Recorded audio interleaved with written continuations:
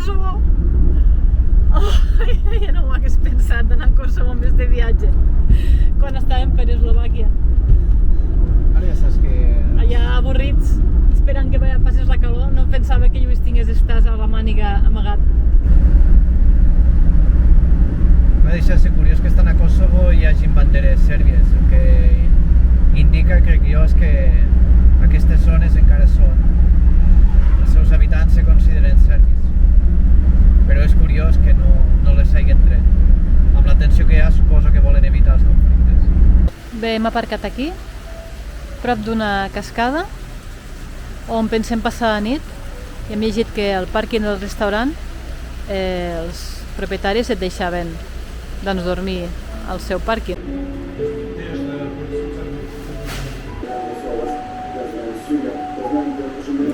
Saps què m'ha dit este noi? Què t'ha dit este noi? Visca al Barça i visca a Catalunya. En sèrio? Sí. Però tu què li has dit? Que soc de Barcelona. Se suposa que... Ah, claro! Que el Parlament català Sí. va reconèixer Kosovo, per tant, visca el Barça. Uau! Bueno, ja han arribat els plats que tenim aquí. Patates fregides, fa molt que no en mengem.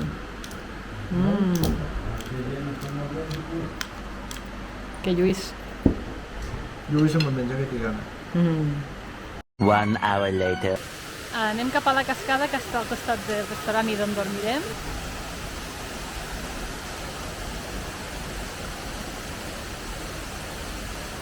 Hem anat a veure la cascada i ara tornem a la furgo. El curiós és que la sendera passa per dins un restaurant.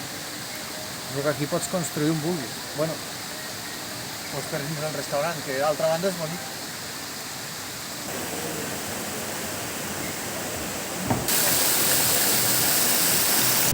Bon dia, estem a Kosovo, a la ciutat de PG, i hem anat a l'oficina de turisme a demanar informació perquè no en teníem molta, i de pas hem preguntat també el tema de les banderes, perquè des que hem arribat al país veiem dos banderes, l'albanesa, que és la vermella amb l'àguila, i una altra que també és vermella amb un escut. Ens ha explicat que la vermella amb l'escut és la bandera que usaven les tropes que van lluitar per la independència, i per tant, en homenatge a ells l'han de tenir. I la de la dreta és albanesa, perquè majoritàriament la població de Kosovo és salvana. El que no he acabat d'entendre és per què no posen la bandera de Kosovo, que també en tenen. Però bueno, ara anirem al basar a visitar-lo i a veure què tal, perquè la ciutat té bastant herència otomana i val la pena veure.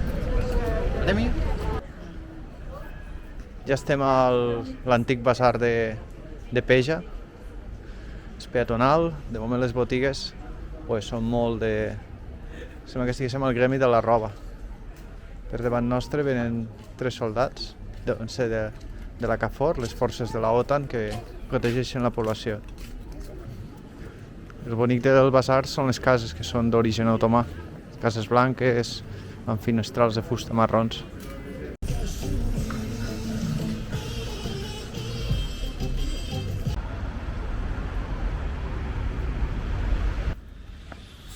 El hammam sembla que hagi viscut temps millors. És evident que ja no està en ús, de fet les piscines interiors ja no es poden utilitzar, són inexistents, i el poc que queda és aquesta cúpula i la intenció de donar a reconèixer el turisme.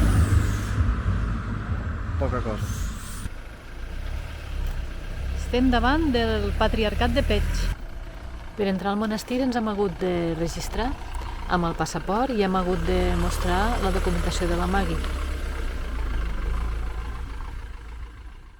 Això és degut a que la policia kosovar custodia el Patriarcat de Peć, el monestir, perquè molts cops quan han hagut tensions entre la població musulmana i la cristiana han rebut atacs.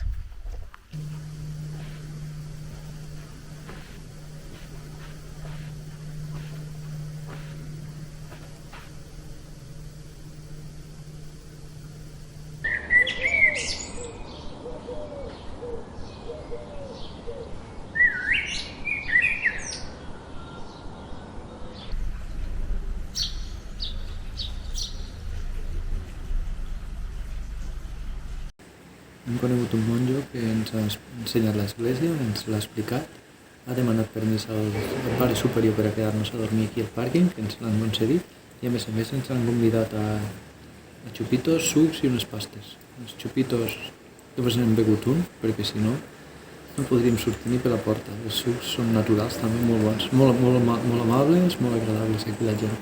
Contents d'haver vingut.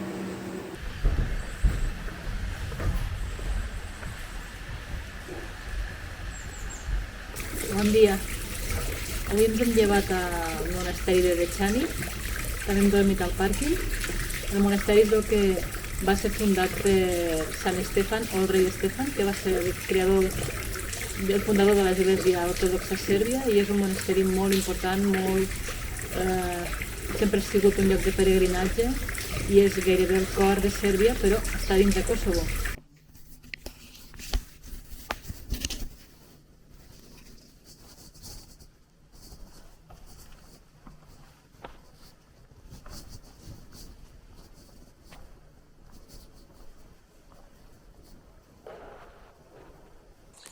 A primera hora del matí ens han ofert cafè al monestir i, sorprenentment, ens han portat 2 xupitos d'orujo. No sé si és perquè després de veure'ls t'apropes més a Déu o perquè no volen que marxem. Bueno, que estem molt a gust i que ens ha encantat la visita al monestir. Hem arribat a Jakovice, un enclavament important comercial durant l'època otomana que unia Constantinoble amb Kosdar, a Albània, i era un punt central. El mercat i el basar encara es conserva i és on ara hi ha cafès, restaurants i també moltes botigues de roba. Anem-hi!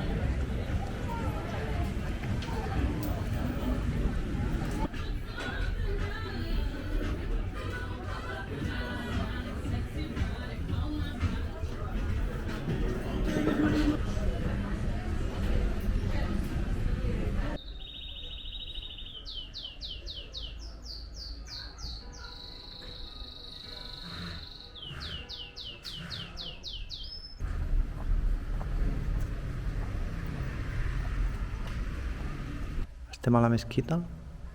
Això que tenim davant és el mihrab, que és la direcció en què es resa. Està orientat de cara a la Meca. La mesquita és molt bonica, pintada, motius florals i cal·ligrafia àrab. La mesquita és del segle XVI. Es troba localitzada al vell basar i és d'estil otomà kosovar.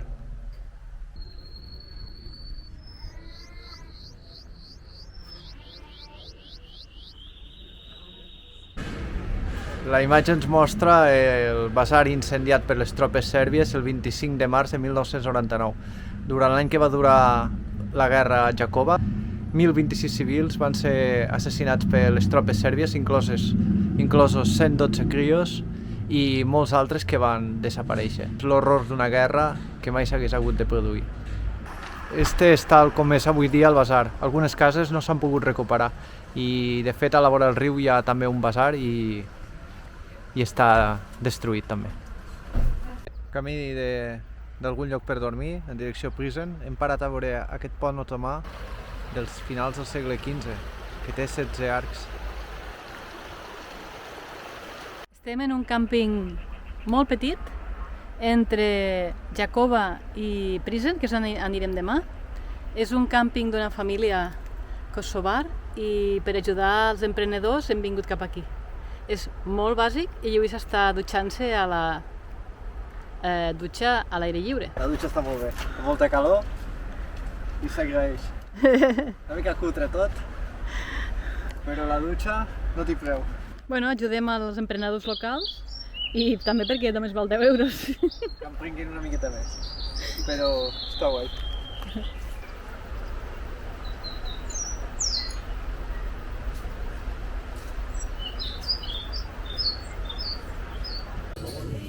Estem a Prizren, un carrer peatonal, on hem trobat aquesta petita església ortodoxa d'estil bizantí. Este és el centre del casc antic de Prizren, és el més interessant, on estan els principals monuments, i avui, com que és diumenge, les terrasses estan plenes.